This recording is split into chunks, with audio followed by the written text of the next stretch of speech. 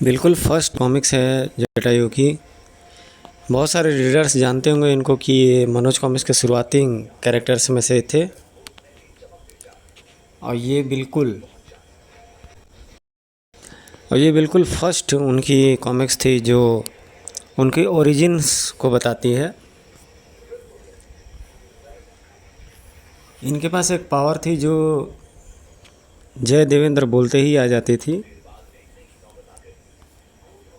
और इनके पास भी बहुत पावरफुल स्वॉर्ड होती थी।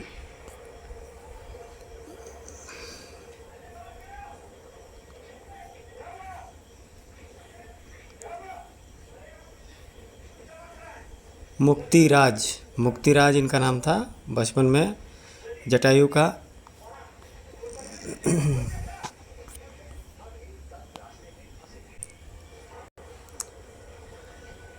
ये जटायु को कोई राक्षस घेर लेता है और वो मदद के लिए चिल्लाते हैं।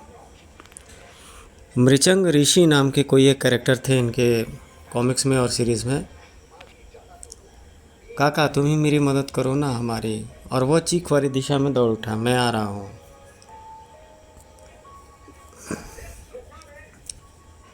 ऋषि को अपने सूंड में पटक करके वो उसका प्राण हारने वाला होता है, तभी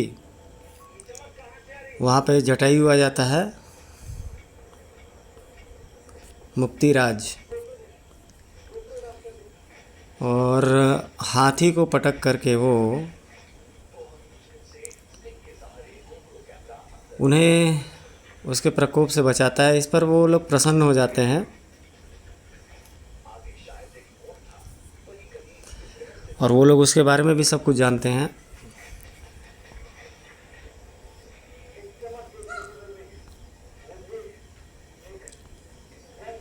फिर तो आप मेरे इरादों के बारे में भी जानते होंगे अवश्य, किंतु अपने इरादों में कामयाबी हासिल करने के लिए तुम्हें समय का इंतज़ार करना होगा, क्योंकि तुम अभी बच्चे हो। नहीं ऋषिवर, मैं समय का और इंतज़ार नहीं कर सकता, क्योंकि घर से निकलने से पहले मैंने कसम खाई थी। बेशक किसी ने मेरे लाख गिड़गिड़ाने पर भी मेरी मदद नहीं की, लेकिन मैं मृत्युराज पुत्र शक्तिराज कसम खाता हूँ कि जब भी किसी को मुसीबत में देखूँगा उसकी मदद के लिए कूद पड़ूँगा। तो ये थी उसकी शपथ जटायु की। मैं जानता हूँ बस, लेकिन यदि तुम कुछ वर्ष इसी आश्रम में बिता लो तो मैं तुम्हें इतना अधिक शक्तिशाली बना दूंगा कि नहीं ऋषिवर, मैं अपना ध्यान एक भी पल के लिए किसी और कार्य में नहीं लगा पाऊंगा। मेरा सिर्फ और सिर्फ एक ही मकसद है, आगे बढ़ना और विपत्ति में पड़े इंसानों की मदद करना।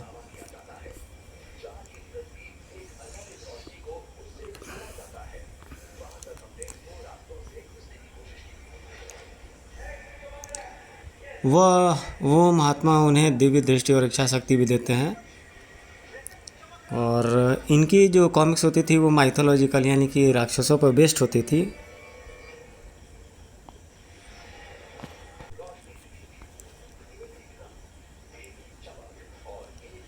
देवलोक। अगर किसी भाई लोग को पीडीएफ चाहिए तो हमसे संपर्क करें, मैं उनको पीडीएफ भी दे सकता हूँ। मेरे को आप व्हाट्सअप करें या मैसेज करें। आपको जो भी कॉमिक्स की पीडीएफ चाहिए होगी, चाहे आपको ग्रुप्स में अगर ऐड करना होगा तो वो भी हम ऐड कर सकते हैं।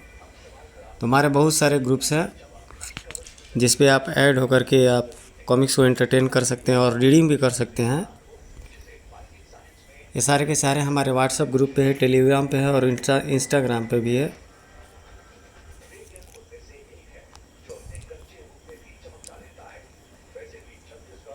और ये महामंत्री को रोकने के लिए राजा साहब बोलते हैं और हरिपुर गांव का एक साधारण किसान उस दैत्य के सामने जा कूदा।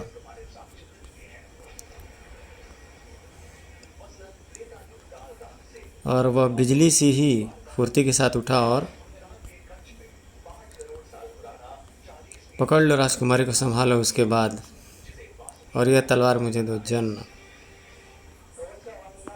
उस समय राजा लोग भी बहुत साहसी होते थे। शक्तिराज,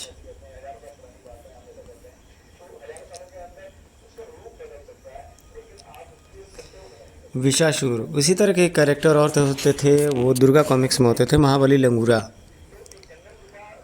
उनकी भी कॉमिक्स बहुत अच्छी इंटरेस्टिंग कैरेक्टर्स वाली होती थी।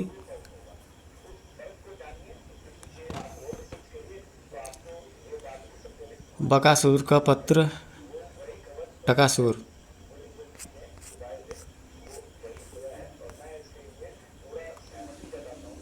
उसके परिवार पर बुरी तरीके से कोई कहर बरसा देता है। चौधरी चाचा मेरे बापू को बचा लो, वह दुष्ट उन्हें भी मार डालेगा। लेकिन कोई मदद के लिए नहीं आ गया और मैं क्या करूं। काश गांव के लोग हमारी मदद करने के लिए आते तो आज मैं अनाथ ना होता।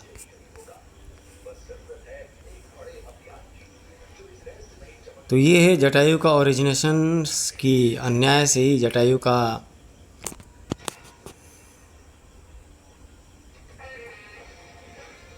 उत्पत्ति हुआ है।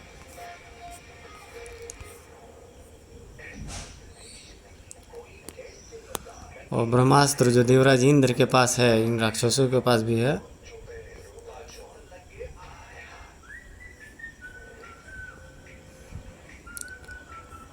और ठीक समय पर उस मासूम ने अपनी छाती पर झेला ब्रह्मास्त्र हैं।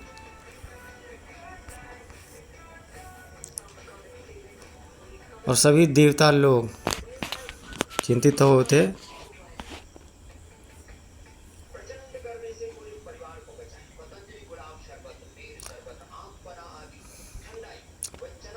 ब्रह्मा जी इंद्र भगवान से बोलते हैं कि देवराज, इसके जैसा दृढ़ निश्चय वाला इंसान एक ब्रह्मास्त्र को क्या, देवलोक के सारे दिव्यास्त्रों के वार भी सीने पर सह सकता है, लेकिन प्रभु यह है कौन। तब ब्रह्मा जी ने देवताओं को जटायु के विषय में सब कुछ बता दिया। फिर देवराज ने आगे बढ़कर उसके सीने से ब्रह्मास्त्र निकाला और अगले ही पल, अरे मैं तो देवासुर संग्राम में था, फिर मुझे नींद आ गई। ओह, याद आया मैं शायद ब्रह्मास्त्र के प्रभाव में था। और इससे पहले कि जटायु इच्छा शक्ति का प्रयोग करता, जटायु, तुम्हारे पवित्र इरादे के बारे में जानकर मुझे अत्यंत प्रसन्नता हुई और ये मैं तुम्हें देता हूँ समय शक्ति। समय पड़ने पर जैसे ही तुम जय देवेंद्र कहोगे, तुम्हारे हाथों में ये प्रकट हो जाएगी। तो ये है जटायु के पास की समय शक्ति का प्रभाव। वैसे आप लोग कमेंट करके बताएं मित्रों कि आपने सोर्ड्स वाले कितने कैरेक्टर्स देखे हैं जिनके पास तलवार है।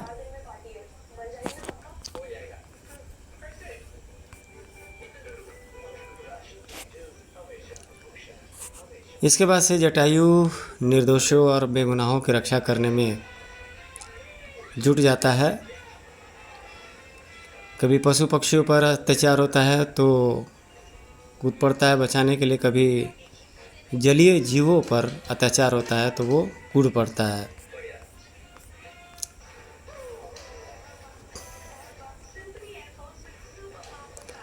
आओ सिंहराज, अब तुम स्वतंत्र हो।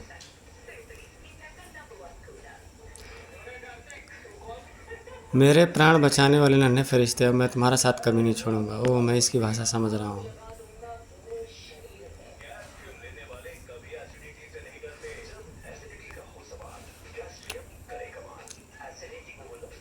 सिंहराज व मासूम चिड़िया खतरे में निश्चय। फिर थर दुष्ट, अभी मैं तुझे तेरी दुष्टता का मजा सिखाता हूँ।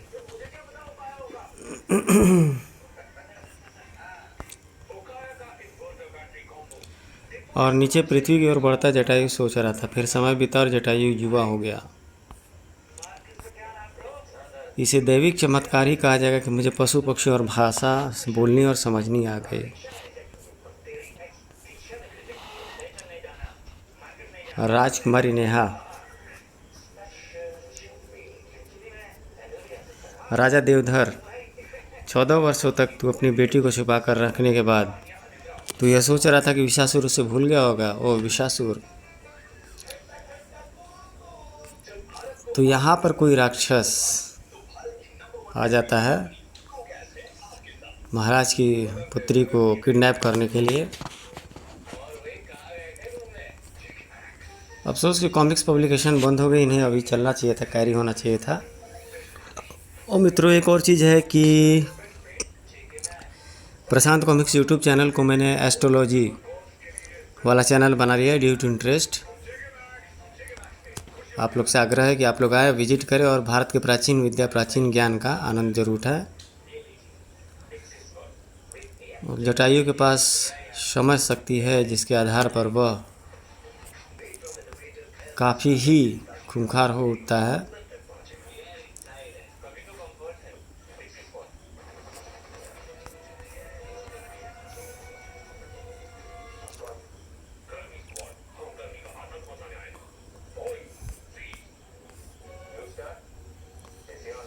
इधर तो तुम उसी बहादुर शक्तिराज के पुत्र हो, जिससे आग से 14 वर्ष पहले मेरी बेटी के प्राण बचाकर अपने परिवार को विषासुर की भेंट चढ़ा दिया था। तो यहाँ पर ये स्टोरी इनकम्प्लीट छूटती है, जहाँ पे नेहा का प्रसंग चालू होता है। और इनके भी 2-3 कॉमिक सीरीज बहुत अच्छे आए हुए थे। इसके बाद की सीरीज थी धरती पलट जटायु की। टाइटल कवर पे भी काफ़ी मेहनत होता था उस टाइम में। इसके राइटर का नाम है पपिंदर जुनेजा। चित्रांकन AMG स्टूडियो द्वारा किया गया है।